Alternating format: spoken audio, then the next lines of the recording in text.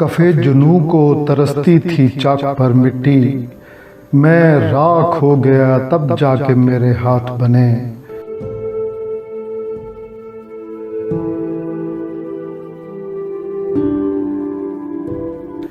बस एक वस्ल का लम्हा नहीं बना वरना ज़मीनें सात बनी आसमान सात बने।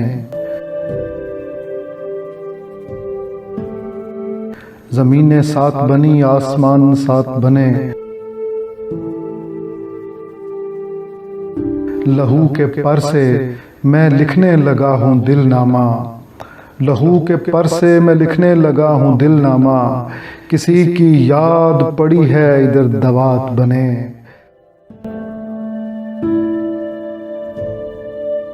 नमूदगर ने तो इम्का में रूह फूंकी है, नमूदगर ने तो इम्का में रूह फूंकी है। अब इसकी मर्जी है पारा बने के पात बने।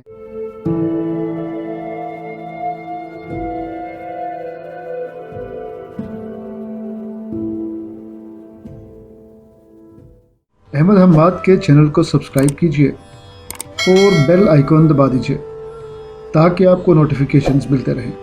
शुक्रिया।